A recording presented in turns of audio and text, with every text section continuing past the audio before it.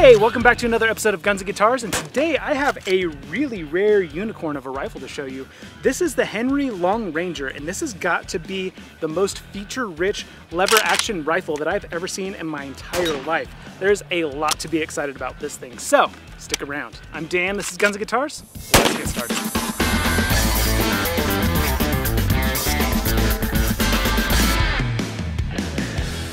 Here's to you guys. So what's so special about the Henry Long Ranger as opposed to every other lever action rifle on the market? Really what it comes down to is Henry was very thoughtful and very intentional with their design on this thing, and they really wanted to come up with good modern solutions to the historical issues that people have with lever action guns. So I'm gonna go through every one of those issues and show you how Henry fixed it with this rifle. This here is a Marlin model 1894 CSBL. And this is my cowboy assault rifle. This thing is just a blast to shoot. I absolutely love it. Except for that it has every issue that people have with a lever action gun. The first of which, obviously, is that lever guns don't shoot modern calibers, okay? Because of the design, they load from a magazine tube, so they can't use pointy ammunition. So you're limited to those old school cowboy loads, okay? This particular one is chambered in 357 Magnum. And, you know, of course you can get them in 30-30, 45-70, 45 long Colt, and they're very effective, powerful rounds, but they're not the most accurate, and they're not the cheapest and most plentiful anymore. So the first thing that Henry did is when they designed the Long Ranger, they designed it for modern rifle calibers.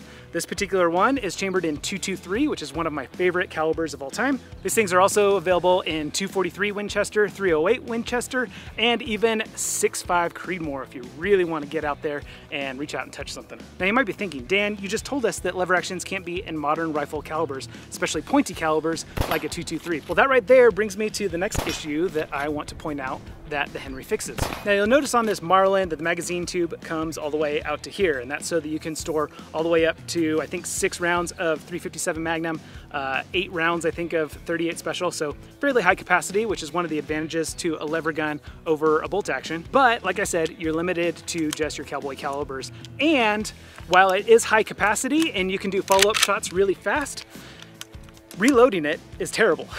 And so the way Henry fixed both those problems of being able to load modern ammunition and have faster reloads is they made it magazine fed, okay? The magazine on this particular one holds 5+1 rounds. So the Marlin holds 6 rounds of 357 Magnum. This one holds 5 rounds of .223. I don't know about you guys, but I would take 5 rounds of .223 over 6 rounds of 357 Magnum every day. So capacity is almost there, but more importantly, way faster reloads, okay? You shoot your 5 rounds off, you're out, stick another mag back in. Even the fastest cowboy action shooters in the world would be hard pressed to load 5 rounds into their lever guns that fast, okay? I'm by no means a professional. I haven't practiced doing this quickly at all, but that is pretty stinking fast for reloading 5 rounds. Now, because Henry did away with that magazine tube, that really opened it up for Henry to fix some other issues that people have with lever action guns. Now, the inherent problem with tube magazine fed lever action rifles is that accuracy suffers because you can't have a free-floated barrel, right? Well, with the Henry Long Ranger, that's just simply not the case, okay? This barrel is actually free-floated from the handguard. So whether you're shooting offhand from a bipod or resting it on a rock or a sandbag or something, your point of impact isn't gonna change at all. Furthermore, people typically don't like shooting from prone with a lever action because of how far you have to swing that lever forward in order to reload. Well, with the Henry Long Ranger, it has a completely different action inside, which we'll talk about in a little bit. But as a result, you don't have to fling that thing nearly as far forward to get your next round in the chamber, which makes shooting from a bipod not an issue at all. Now, free-floating a barrel is not the only thing that affects accuracy, and actually one of the reasons why people have preferred bolt actions over lever actions for a long time is because of the bolt. Okay, bolt actions with that 6-lug rotary bolt that really crams the bolt and the bullet way up into that free-floated barrel, that's where you get your real accuracy from. So Henry actually rigged up the action with this with a geared 6-lug bolt that twists up into a nice, secure, consistent lockup inside the barrel. And the result is, along with a tapered heavy barrel, this thing shoots so accurately. Now, I'm by no means a match grade shooter, and I definitely don't ever use match grade ammo because it's way too expensive, and I just want to go out and have fun with this thing. But even I, just using standard Wolf Gold 223, was able to shoot a 5-shot group that was sub 2 MOA, and if you discount a flyer for me pulling one, which I know that I did, and discounting another flyer for not using match grade ammo, there are 3 shots that are sub MOA with this thing. Now, I've watched a lot of other YouTube videos on this thing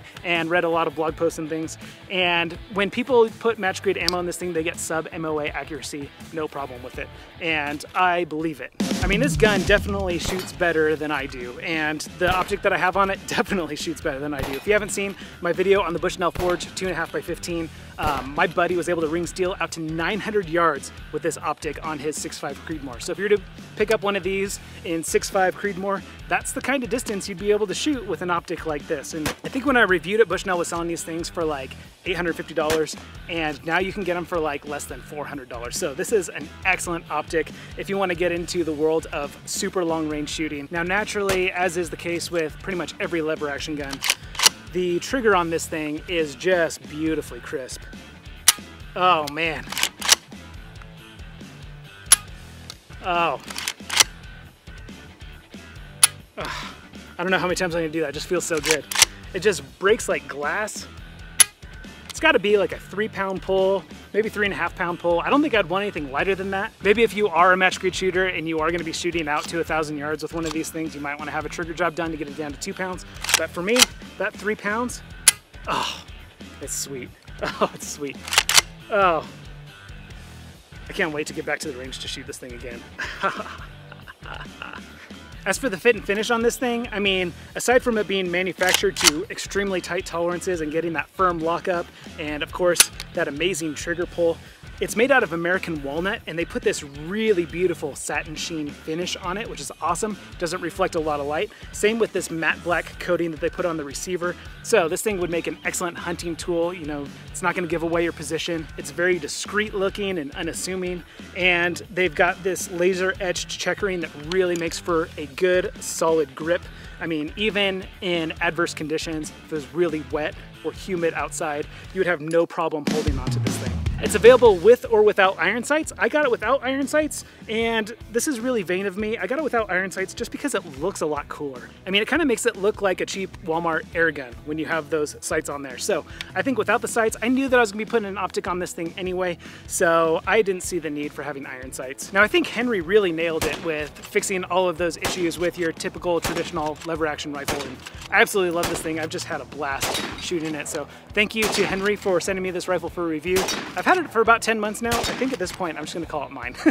But as much as I love this gun, there are a couple issues that I have, and they're real nitpicky issues, but they are worth mentioning. The first being that even though you can see that they really intentionally brought up this stock for a nice cheek weld, and I do have the lowest profile scope mounting rings that I could find, but even still, to get my eye directly on target, I kind of have to rest it right here on my jawbone as opposed to my cheek. So I wish that they would made this just a little bit taller to make it perfect for scopes. Now, I know why they did it, because they have the models that come with the iron sights. This would be perfect for the iron sights, but for the scope, it's just a little bit low.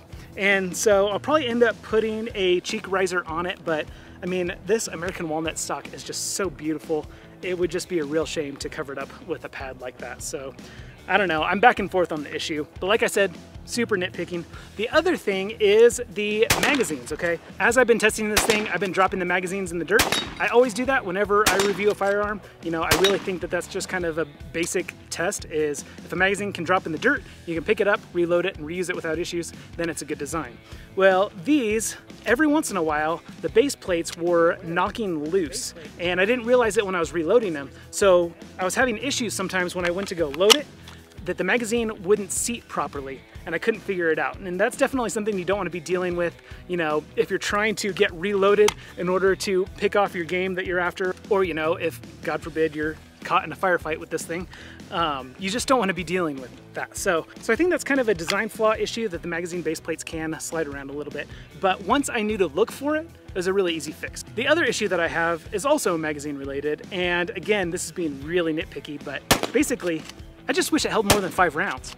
Okay, I know for hunting regulations and stuff, you typically don't want to carry more than 5 rounds and stuff, but you guys know me, I'm really not much of a hunter, so I would actually rather have higher capacity. I would really like to see this thing take 10 rounds, okay? And even better, since it's chambered in .223, I would love to see it take AR mags. I think a 10-round AR mag would just look really cool coming off that thing. And yeah, I think that's probably a really far shot in the dark.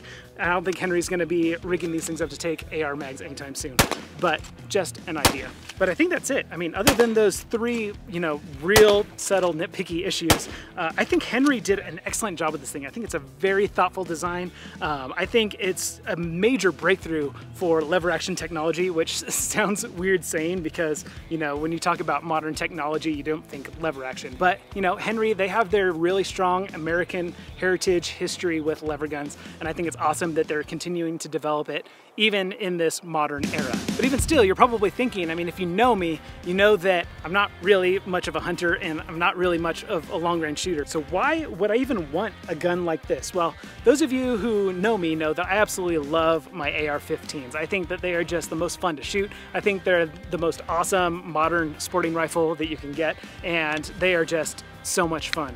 But also, if you've been following my channel, you know that recently I took my show on the road, okay? I actually live and travel in an RV full-time with my family now, and if you want to know more about that, you can check out my family's vlogging channel.